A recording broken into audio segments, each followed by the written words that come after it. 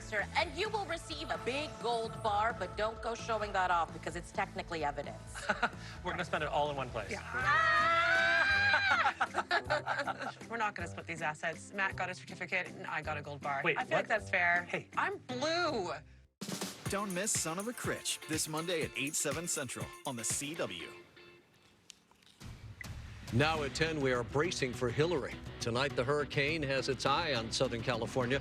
The historic storm expected to bring flooding and mudslides, maybe even tornadoes to the region. Make no mistake, this is a very, very dangerous and significant storm. A stern warning to SoCal. Be safe or be sorry. Residents in mountain communities and those on Catalina Island urged to evacuate now. Officials calling the storm an unprecedented event. And from the sandbags to the packed grocery stores, people seem to be preparing to hunker down and weather the storm. Governor Newsom already declaring a state of emergency for much of Southern California. Live team coverage tonight from the mountains to the coast. Now, on the News at 10.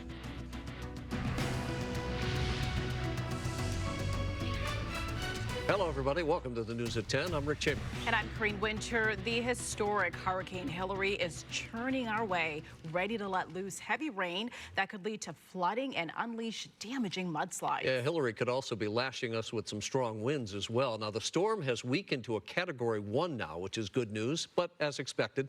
And the National Weather Service is warning that the storm may cause life-threatening and potentially catastrophic flooding in some places. We have live team coverage. KTLA's Rachel Menitoff is standing by in San Bernardino County. That's where mountain communities could be hit hard. But first, let's go to Kai Goldberg with the current conditions. Hi, Kai. Hello, Corrine. Hello, Rick. Well, good evening, everybody. That's right. We're still looking at this big storm system down just to the northwest of the Cabo San Lucas area. You can see it skirting the west coast of the Baja right now, trying to make it just a little bit further to the north, beginning to pick up a little bit of speed as it has weakened some. Once again, we mentioned that to you at the top of the show. That's because she's finally making her way into some cooler ocean waters, and we're once again beginning to see some of that moisture moving into some of the border states right there in the California, Arizona, Nevada borders, from Blythe all the way up to Havasu City, Kingman, Las Vegas, picking up a good deal of moisture right now. Rainfall, thunderstorms.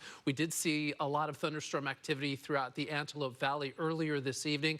That much of that thunderstorm activity made its way up into the southern sections of the Sierra Range earlier this evening as well. And now as we take a look up the I-5 corridor, we're beginning to pick up some of that rain, and just to the west of Frazier Park, a good amount of thunderstorm activity taking place there as well. And again, this is a historic weather event coming to Southern California.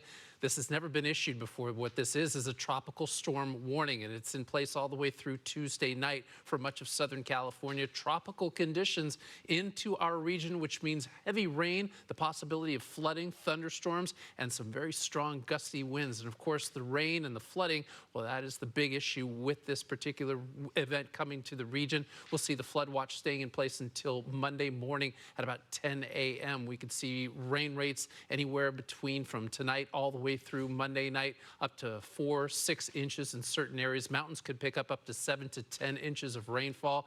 We're going to see a lot of dangerous conditions coming to Southern California as well. We're going to talk to you about that, get into some of the timelines, and also talk about where the eye of this storm, once it becomes a tropical storm into Southern California, will hit. Don't go anywhere. I'll be back in just a few minutes. Corrine, Rick, back to you. Kai, thank you.